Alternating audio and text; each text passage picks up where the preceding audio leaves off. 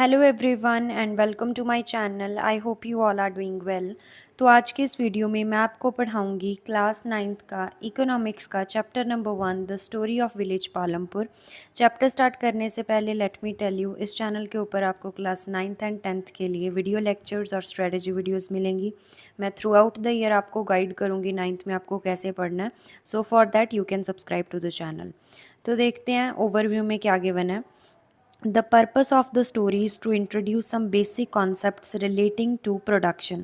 तो ये सबसे पहले जो ये विलेज है ये एक हाइपोथेटिकल विलेज है पालमपुर, ठीक है। इस मतलब हाइपोथेटिकल विलेज की रेफरेंस से हम इस चैप्टर में बेसिकली प्रोडक्शन के बारे में पढ़ेंगे, गुड्स की प्रोडक्शन, ठीक है। जो चीज़ें हमारे लिए यूज़फुल होती हैं वो कैसे प्रोड्यूस होती हैं उनके बारे में हम देखेंगे, उनकी प्रोडक्शन कैसे होती है, ठीक है। So this is a hypothetical village, ये कोई रियल में विलेज एग्जिस्ट नहीं करता। तो क्या पढ़ना है इस चैप्टर में? प्रोडक्शन के बारे में हमने पढ़ना है, गुड्स एंड सर्विसेज की। Farming is the main activity in Palampur. Palampur के अंदर जो फार्मिंग है वो एक मेन एक्टिविटी है। Whereas several other activities such as small scale manufacturing, dairy, transport etcetera are carried out on a limited scale. Farming मतलब वहाँ की मेन एक्टिविटी है। इसके अलावा भी लोग और काम करते हैं, जैसे मैन्युफैक्चरिंग, ठीक है, चीज़ों को बनाने का काम, ठीक है, ट्रांसपोर्ट, डेयरी प्रोडक्ट्स, ठीक है। तो ये सारी चीज़ें का भी लोग काम करते हैं, बट ज़्यादातर फार्मिंग करते हैं वहाँ पे लोग। These production activities need various types of resources, natural, man-made items, human effort, money, etc. अब जब हमने किसी चीज़ की प्रोडक्शन करनी है, कोई भी चीज़ को प्रोड्यूस करना है, तो उसके लिए बहुत सारी चीज़ों की और भी हमें ज़रूरत पड़ती है, जैसे कि नेचुरल रिसोर्सेज, ठीक है, मैन मेड चीज़ों की भी ज़रूरत पड़ती है, ह्यूमन एफर्ट की मतलब लेबर की भी ज़रूरत पड़ती है, जो लोग काम करेंगे, एक्टिविटी को परफॉर्म करेंगे, और पैसे की तो ऑब्वियस सी बात है, हर जगह ज़रूरत है, ठीक है। As we read through the story of Palampur we will learn how various resources combine to produce the desired good. कि बहुत सारे रिसोर्सेज जैसे natural resources, man made resources, इन सभी चीज़ों को कैसे कंबाइन करके हम जो है किसी भी गुड्स को प्रोड्यूस करते हैं। गुड्स मतलब कोई भी चीज़ जो हमारे लिए बेनिफिशियल है, कोई भी प्रोडक्ट जिससे हमें बेनिफिट होता है, ठीक है, वो। तो उसके बारे में हम देखेंगे बेसिकली गुड्स की प्रोडक्शन होती कैसे है।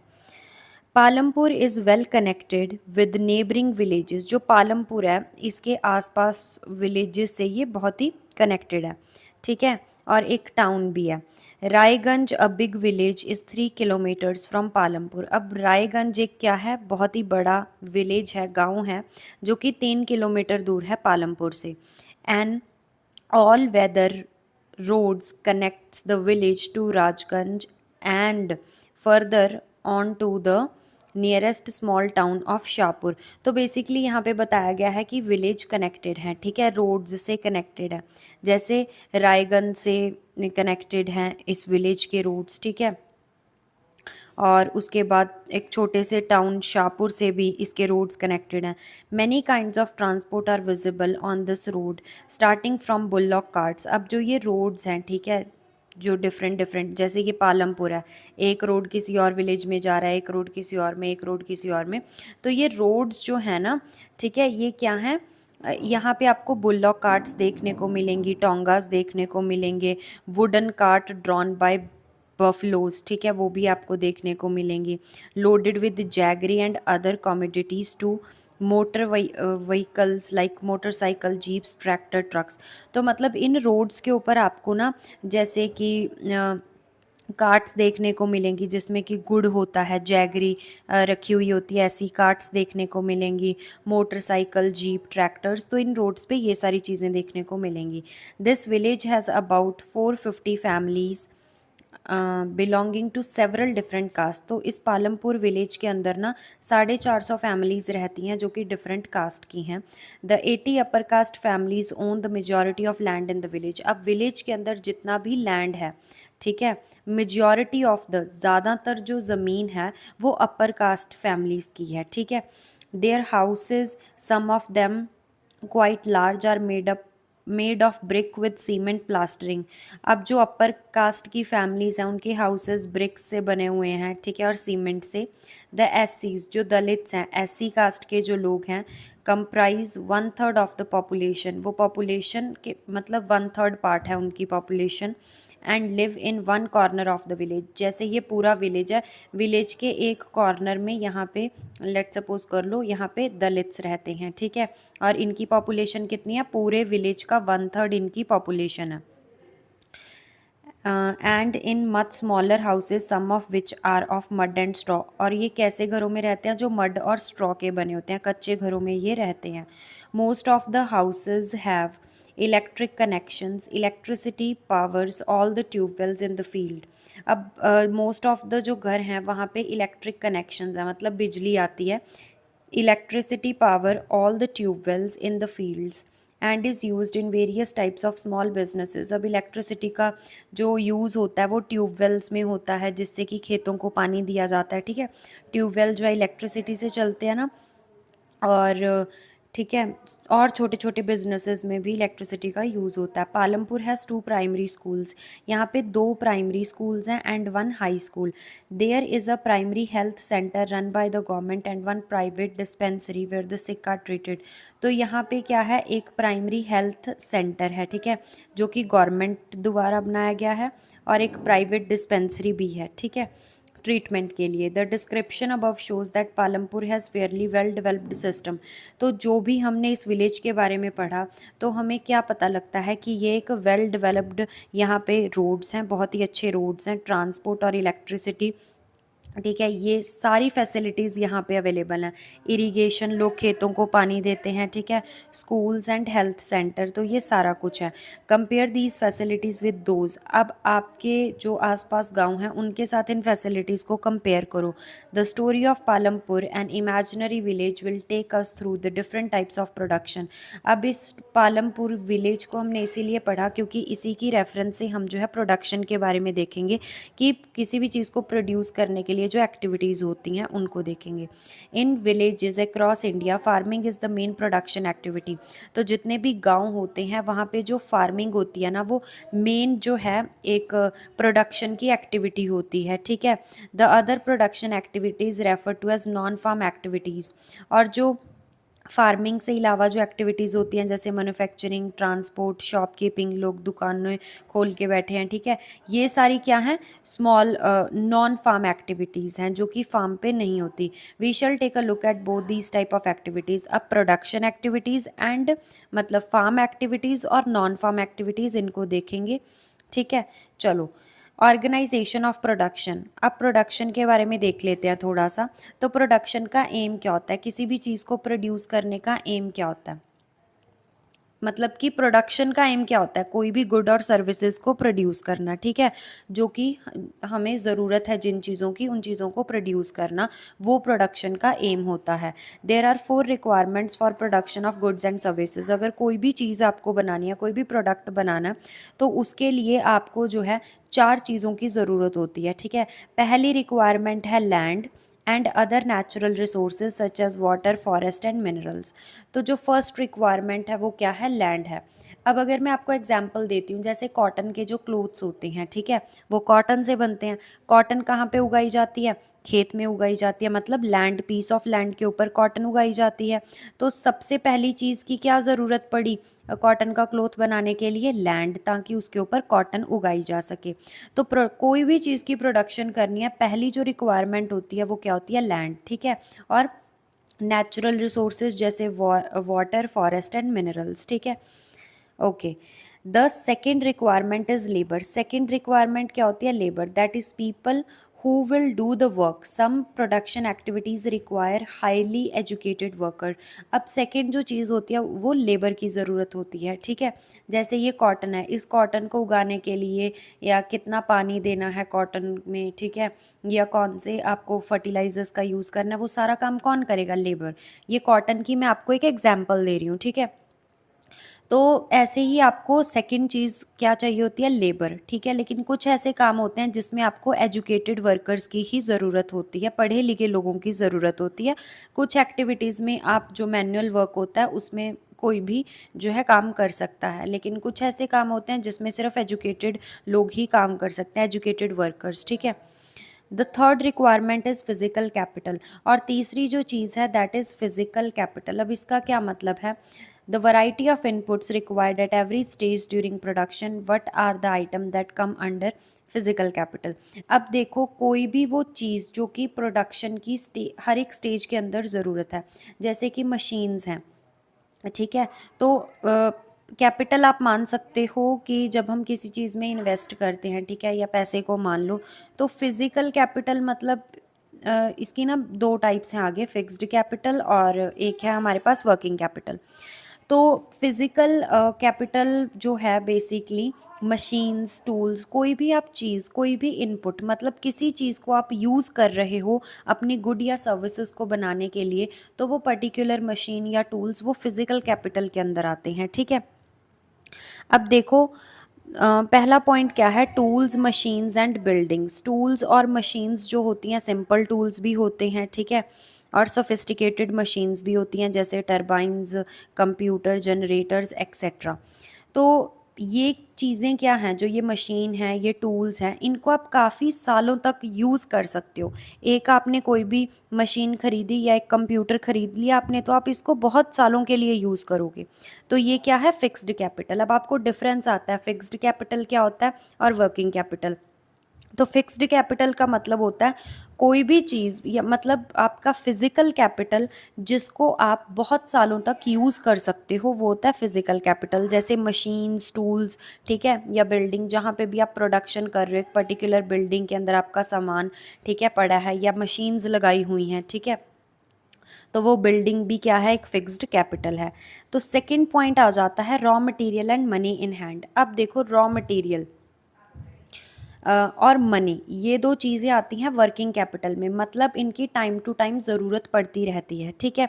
जैसे कपड़े को बनाने के लिए कॉटन एक रॉ मटेरियल है, तो कॉटन की हमें ज़रूरत है कपड़ा बनाने के लिए, तो आपको हर रोज़ कॉटन की ज़रूरत पड़ेगी कपड़ा बनाने के लिए। ये तो नहीं है कि एक बारी कॉटन को आपने, ठीक है, ग्रो कर लिया, फिर आपको ज़रूरत ही नहीं पड़ेगी 10 साल तक कॉटन की, तो ऐसा तो नहीं है, इसकी आपको ज़रूरत पड़ेगी, ठीक है, और टाइम टू टाइम, और पैसे की भी। एक ये थोड़ी ना कि एक बारी पैसा लगा दिया चलो हो गया सब कुछ, नहीं, आपको कई बार मशीन ख़राब होगी तो उसके ऊपर भी तो पैसा लगाना है, कॉटन को, रॉ मटेरियल को परचेज़ करना है, फिर भी पैसा लगेगा। तो इन चीज़ों को बोलते हैं working capital. Production require a variety of raw material such as yarn used by the weaver and the clay used by the potter. अब अगर देखो, कोई मिट्टी के बर्तन बना रहा है अगर कोई, ठीक है, तो उसको क्ले की ज़रूरत है, ठीक है, पॉटर को। Also, some money is always required during production to make payment and to buy necessary items. अब ज़रूरी सामान खरीदने के लिए पैसे की भी ज़रूरत है, ठीक है, and money in hand are called working capital. अब बेसिकली रॉ मटेरियल जिसकी आपको टाइम टू टाइम ज़रूरत पड़ेगी, पैसे की भी टाइम टू टाइम ज़रूरत पड़ेगी, एक बार ही लगा दिया पैसा 10 साल ज़रूरत नहीं है, ऐसा तो नहीं होता। तो ये क्या है? रॉ मटेरियल और मनी, ये है वर्किंग कैपिटल जो आते जाते रहते हैं, ठीक है। Unlike tools, machines and building, they are used up in production. तो इनको, ये भी प्रोडक्शन में जो वर्किंग कैपिटल है यूज़ होते हैं किसी भी चीज़ को प्रोड्यूस करने के लिए। There is a fourth requirement. अब चौथी रिक्वायरमेंट भी है, you will need knowledge and enterprise to be able to put together. अब आपके पास नॉलेज भी होनी चाहिए। आपके पास सब कुछ है लेकिन नॉलेज नहीं है कि मुझे कौन से चीज़ को, कौन से मटेरियल को कैसे यूज़ करना है, लैंड, लेबर, फिजिकल कैपिटल को, ठीक है, यूज़ करके कैसे एक गुड बनानी है मुझे, ठीक है, तो वो आपको नहीं पता, तो फिर तो प्रॉब्लम हो जाएगी। इसीलिए फोर्थ रिक्वायरमेंट क्या है? आपको नॉलेज होनी चाहिए, ठीक है, किसी भी प्रोडक्ट को बनाने की। To put together land, labor and physical capital and to produce an output either to use yourself or to sell in the market। Market में बेचने के लिए, अपने खुद के यूज़ के लिए आप कैसे एक किसी भी प्रोडक्ट को बना रहे हो, तो कैसे बनाना है उसकी भी नॉलेज होनी चाहिए। these days is called human. तो इस चीज़ को क्या बोला जाता है? ह्यूमन कैपिटल बोला जाता है। ह्यूमन कैपिटल के बारे में हम नेक्स्ट चैप्टर में पढ़ेंगे, पीपल एज रिसोर्स, ठीक है, उसमें। In this picture identify the land, labour and fixed capital. अब इस पिक्चर में देखो, लैंड क्या है? जहाँ पे काम हो रहा है, ठीक है, और उसके बाद और कौन सी चीज़ बोली है? लेबर। लेबर क्या है? यहाँ पे जो ये काम कर रहे हैं ये लेबर है। आफ्टर दैट फिक्स्ड कैपिटल कौन सी है यहाँ पे, ये जो मशीन्स हैं ये क्या है, फिक्स्ड कैपिटल है, ठीक है। मतलब बहुत सालों तक इस चीज़ की ज़रूरत नहीं है दोबारा से परचेज़ करने की, एक बारी परचेज कर ली तो ये क्या है, लंबे टाइम के लिए एक इन्वेस्टमेंट है। Every production is organised by combining land, labour, physical capital and human capital. तो कोई भी चीज़ की अगर आपने प्रोडक्शन करनी है ना, तो आपको लैंड, लेबर और ये सारी चीज़ों को कंबाइन करना होगा, और इनको हम क्या बोलते हैं, फैक्टर्स ऑफ प्रोडक्शन, ठीक है। तो कौन कौन से हैं factors of production, land, labour, physical capital and human capital. इन चारों चीज़ों को कंबाइन करके आप किसी भी चीज़ की प्रोडक्शन जो है कर सकते हो, ठीक है। साथ साथ में मैं लर्न करवा रही हूँ आपको, तो आपने ध्यान देना जब भी मैं क्वेश्चन पूछती हूँ, लाइक फैक्टर्स ऑफ प्रोडक्शन कौन से हैं, land, labour, physical capital and human capital. तो इन चार चीज़ों के बारे में हमने अभी तक यहाँ पे पढ़ा है, ठीक है। कंफ्यूज बिल्कुल भी नहीं होना, अभी तक चार चीज़ों के बारे में पढ़ा है। और जो फिज़िकल कैपिटल है उसमें दो टाइप्स हमने पढ़ी हैं, फिक्स्ड और वर्किंग। Got it. आपको पता होना चाहिए कि फैक्टर्स ऑफ प्रोडक्शन जो चार हैं इनकी आगे definitions. As we read through the story of Palampur we will learn more about the first three factors of production. अब पालमपुर की हम स्टोरी पढ़ेंगे तो इसमें हमें और तीन फैक्टर्स ऑफ प्रोडक्शन के बारे में आगे पता लगेगा। सो पहला जो है that is land is fixed. पहला फैक्टर ऑफ प्रोडक्शन क्या है, लैंड। तो इसी के बारे में अब हम देख लेते हैं। Farming is the main production activity in Palampur. Palampur में फार्मिंग जो है वो एक मेजर एक्टिविटी है, ठीक है। 75% of the people who are working are dependent on farming for their livelihood. अब 75% जो उस विलेज में रह रहे हैं वो फार्मिंग के ऊपर डिपेंडेंट हैं, ठीक है। दे कुड बी फार्मर्स और फार्म लेबर्स। तो जो ये फार्मिंग के ऊपर डिपेंडेंट है, या तो ये खुद फार्मर हैं या फिर फार्म पे काम करने वाली लेबर्स, ठीक है। The well being of these people is closely related to production on the farms. अब पैसे कमाने का इनके पास कौन सा साधन है, सिर्फ फार्म्स के ऊपर काम करना। But remember that there is a basic constraint in raising farm production. Land under cultivation is practically fixed. Since 1960 in Palampur there has been no expansion in land area. अब लैंड जो है वो fixed है, ना ही वो increase होगा ना ही वो डिक्रीज होगा। जितना आपके पास ज़मीन है या लैंड है वो उतनी ही रहेगी, ठीक है। इसकी कोई एक्सपेंशन नहीं होगी।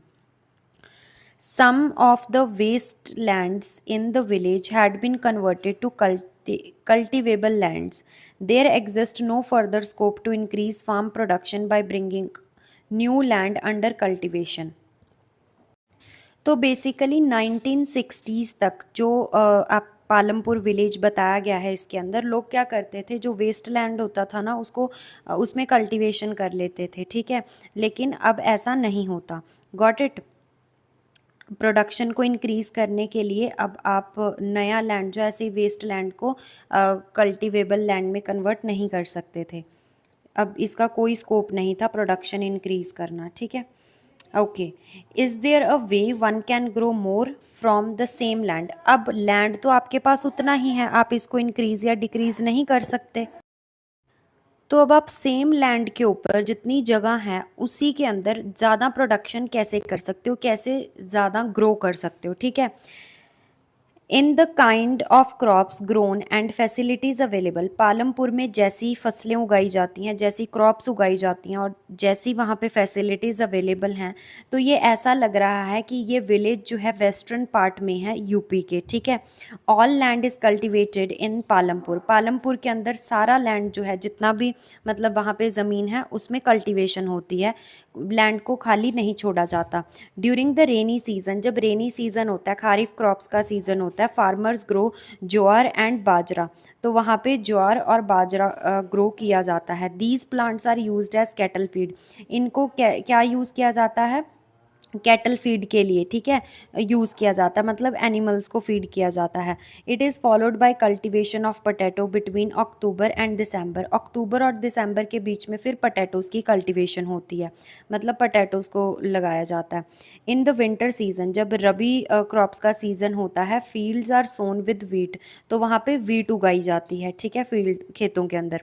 From the wheat produced farmers keep enough wheat for the families consumption. अब जो ये यहाँ पे वीट उगाई जाती है, फार्मर्स क्या करते हैं, जितनी फैमिली ने कंज्यूम करनी है वो रख लेते हैं अपने खाने के लिए, और जो सरप्लस जो एक्स्ट्रा होती है उसको मार्केट में बेच देते हैं रायगंज की। A part of the land area is also devoted to sugarcane. अब यहाँ पे शुगर केन गन्ना भी लगाया जाता है, which is harvested once every year. तो ये जो है इसकी हार्वेस्ट कब किया जाता है, इसको साल में एक बार, ठीक है। Sugar cane in its raw form और as jaggery is sold to traders in Shahpur. अब शुगर केन की जो रॉ फॉर्म होती है, शुगर केन से जैगरी बनती है, जैगरी को क्योंकि लोग खाते हैं तो ये जो है ट्रेडर्स को बेचा जाता है शाहपुर के अंदर। क्योंकि हमने देखा था ये पालमपुर है और इसके एक पास शाहपुर विलेज है, ठीक है। और क्या है, एक रायगंज, एक छोटा सा टाउन है। रायगंज एक बड़ा विलेज था मे बी, या टाउन, ठीक है।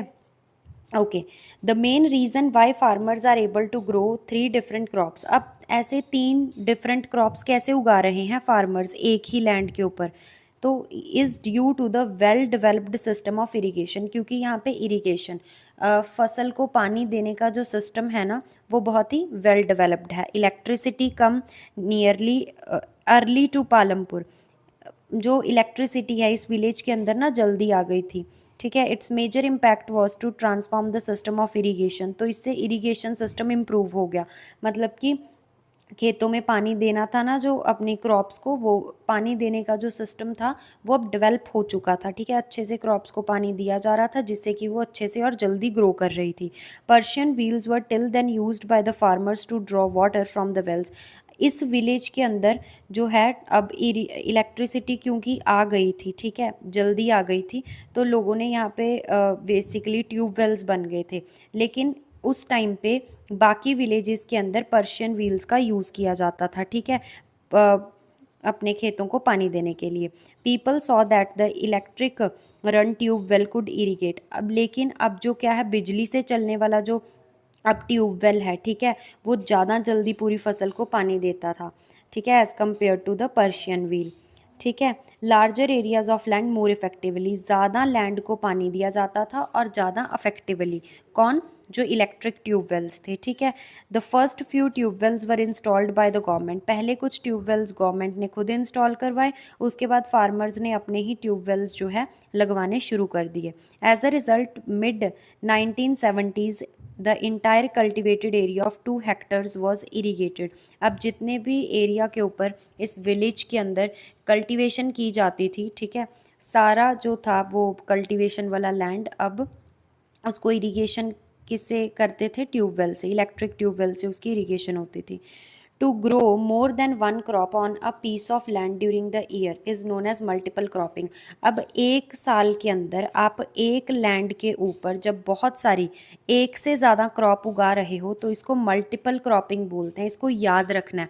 मल्टीपल क्रॉपिंग क्या होती है, एक साल में एक लैंड के ऊपर एक से ज़्यादा जब आप क्रॉप उगाते हो, ठीक है। It is the most common way of increasing production on a given piece of land. अब जितना भी लैंड है, ठीक है, उस पर आप प्रोडक्शन जो है बढ़ा सकते हो मल्टीपल क्रॉपिंग से, ठीक है। All farmers in Palampur grow at least 2 main. अब पालमपुर के अंदर जो फार्मर्स थे वो एटलीस्ट 2 क्रॉप्स को तो उगाते ही उगाते थे। Many are growing potatoes as third crop. बहुत लोग जो है potatoes as a third crop grow कर रहे थे पिछले 15-20 साल से वहाँ पर, ठीक है। अब आगे क्या है हमारे पास, let's discuss the following table 1.1 shows the land under cultivation in India in units of million hectares। तो यहाँ पे बेसिकली कल्टीवेशन लैंड बताया गया है, ठीक है। तो देखो 1950 और 51 के अंदर कल्टीवेटेड एरिया कितना था इंडिया के अंदर, 132 मिलियन हेक्टर्स, ठीक है। उसके बाद ये पूरा आपको चार्ट गिवन है। What does the graph show, discuss in class. Got it, ये चीज़ आपको बेसिकली बताई गई है। Is it important to increase the area under irrigation and why. हमें एरिया अंडर इरीगेशन मतलब कि जो भी हमारे पास एरिया है उसको ज़्यादा इरीगेट करना क्यों ज़रूरी है, या क्या ज़रूरी है, अगर हाँ तो क्यों ज़रूरी है, मतलब ज़्यादा एरिया को पानी देना, ठीक है, इरिगेशन करना। You have read about the crops grown in Palampur. आपने देखा कि पालमपुर में क्रॉप्स उगाई जाती हैं। आपको टेबल भरना है बेस्ड ऑन द इन्फॉर्मेशन, जो भी क्रॉप्स आपके खुद के रीजन जहाँ पे आप रहते हो वहाँ पे जो क्रॉप्स लगाई जाती हैं ना, और किस मंथ में लगाई जाती है, किस मंथ में हार्वेस्ट की जाती हैं, और इरिगेशन कैसे होती है, वो आपको इस चार्ट में जो है भरना है। You have seen that one way of increasing production, एक तरीका क्या है प्रोडक्शन इंक्रीज करने का, मल्टीपल क्रॉपिंग, कि आप एक साल में एक से ज़्यादा क्रॉप्स उगाओ सेम लैंड के ऊपर। एक तो ये तरीका हो गया, this is the first way production increase करने का, ठीक है। The other way is to use modern farming method, second तरीका क्या है, आप मॉडर्न फार्मिंग मेथड्स को यूज़ करो, ठीक है। अब मॉडर्न फार्मिंग जो मेथड्स हैं इनसे क्या होगा, जो आपकी बेसिकली प्रोडक्शन है, ठीक है, वो ज़्यादा होगी। Yield is measured as the crop produced. अब यील्ड क्या होती है, इसका यील्ड का मतलब होता है कि कितनी क्रॉप जो है प्रोड्यूस की गई है गिवन पीस ऑफ लैंड के ऊपर उस पर्टिकुलर सीजन के अंदर, ठीक है। Okay, till the mid 1960s the seed used in cultivation were traditional ones with relatively low yield। अब 1960s तक क्या था, ट्रेडिशनल सीड्स को यूज़ किया जाता था जिनकी लो यील्ड थी, मतलब इन बीज को लगा के जो आपकी प्रोडक्शन थी, ठीक है, वो एक लैंड के ऊपर वो कम होती थी, ठीक है। प्रोडक्शन मतलब कि आपने जितनी क्रॉप लगाई है, ठीक है, उसमें से बेसिकली जो प्रोडक्ट बनता था वो कम होता था। जैसे अगर आपने वीट लगाई है तो वीट के जो हैं आपने वो लगा दी, ठीक है, या राइस के एग्जांपल लेते हैं, चलो राइस के आपने क्या लगा दिए, वो प्लांट्स लगा दिए, ठीक है। अब उन प्लांट्स के अंदर से जो प्रोडक्ट बना है, जो चावल बना है, ठीक है, राइस जो बने हैं वो कम है, तो दैट मीन्स उनकी यील्ड क्या है, प्रोडक्शन क्या है, लो है, चावल कम बने हैं, ठीक है। पहले क्यों ट्रेडिशनल सीड्स यूज़ करते थे, वो लो यील्ड देते थे, ठीक है। Traditional seeds needed less irrigation, जो ये पुराने बीज होते थे ना ट्रेडिशनल, इनको कम पानी की ज़रूरत होती थी। Farmer used cow dung and other natural manure as fertiliser, और फर्टिलाइज़र कौन सा यूज़ करते थे, काउ डंग यूज़ करते थे, ठीक है, और नेचुरल मैन्यूर यूज़ करते थे। All these were readily available with the farmer who did not have two by them. तो ये फार्मर्स के पास ना पहले ही अवेलेबल होते थे, उनको इन चीज़ों को ख़रीदने की ज़रूरत नहीं होती थी। जब ग्रीन रेवोल्यूशन आया 1960s के अंदर, तो इससे इंडियन फार्मर टू, अब इसमें क्या हुआ, introduced Indian farmer to cultivation of wheat and rice using high yielding variety of seeds. तो इसमें फार्मर्स को बोला गया कि आपको high yielding variety of seeds जो है यूज़ करना है। ये कैसे सीड्स थे, इनसे बेसिकली आपकी जो प्रोडक्शन थी ना लैंड के ऊपर, आपने जो भी क्रॉप लगाई है उसका जो प्रोडक्ट था वो ज़्यादा बनता था, ठीक है, compare to the traditional seeds. The HYV seeds promise to produce much greater amount of grain on a single plant, कि ये एक पौधा है, जैसे इस पौधे से अगर पहले आपको 10 चावल मिलते थे, ये एग्जाम्पल ले रही हूँ जस्ट, ठीक है, 10 राइस मिलते थे, राइस के जो दाने होते हैं, 10 राइस के सीड मिलते थे, अब इसमें से कितने मिलेंगे, 40 मिलेंगे। तो दैट मीन्स इन्होंने बोला था कि इससे क्या है कि हर एक पौधे की जो प्रोडक्शन है, या जो हर एक पौधा जो है उसकी यील्ड जो है वो ज़्यादा हो जाएगी, ठीक है। As a result the same piece of land, अब सेम लैंड के ऊपर इतना सा जो लैंड था, पहले भी इतना था अब भी इतना है, लेकिन अब इसमें प्रोडक्शन जो है वो ज़्यादा क्वांटिटी में होगी, ठीक है, पहले से। HYV सीड्स हाउएवर नीडेड, लेकिन जो ये सीड्स थे HYV सीड्स, इनको ज़्यादा पानी की ज़रूरत थी और ज़्यादा केमिकल्स की ज़रूरत थी, ठीक है, and pesticides to produce best result. अगर आपको बेस्ट रिजल्ट चाहिए, ज़्यादा प्रोडक्शन चाहिए, तो आपको केमिकल फर्टिलाइजर्स और बहुत ज़्यादा पानी की इसमें ज़रूरत थी। Got it. आगे देखो, higher yields were possible only from a combination of HYV seeds, irrigation, chemical fertiliser, pesticides etcetera. तो हायर यील्ड, ज़्यादा प्रोडक्शन कैसे पॉसिबल थी, HYV सीड्स लगाओ, इरीडे, अब हायर यील्ड्स वर पॉसिबल, अब जो ज़्यादा प्रोडक्शन थी वो कैसे पॉसिबल थी, एक तो HYV सीड्स लगाने हैं, इरिगेशन, केमिकल फर्टिलाइजर्स और पेस्टिसाइड्स को यूज़ करना है, फिर ही आपको ज़्यादा प्रोडक्शन जो है देखने को मिलेगी। Farmers of Punjab, Haryana and Western Uttar Pradesh were the first to try out the modern farming method in India। तो पंजाब, हरियाणा और यूपी के जो फार्मर थे, इन्होंने मॉडर्न फार्मिंग मेथड को यूज़ किया था सबसे पहले। The farmer in these region set up tubewells for irrigation, तो जो इन जगहों के जो फार्मर्स थे, ठीक है, इन्होंने ट्यूबवेल्स लगाए पानी देने के लिए, क्योंकि पानी की ज़्यादा ज़रूरत होती है HYV सीड्स को, and made use of HYV seeds, chemical fertiliser, pesticides, इनको भी यूज़ किया। Some of them bought farm machinery, कुछ फार्मर्स तो ना ट्रैक्टर्स वगैरह भी इन्होंने खरीद लिए थे, ठीक है, which made plug ploughing and harvesting faster, जिससे कि हार्वेस्टिंग ज़्यादा जल्दी हो जाए। इन्होंने मशीन्स भी खरीद ली थी और HYV सीड्स भी लगा दिए थे। They were rewarded with high yields of wheat. तो इससे क्या हुआ, एक उसी खेत में इनकी जो प्रोडक्शन थी वो बढ़ गई, दुगनी हो गई। ठीक है।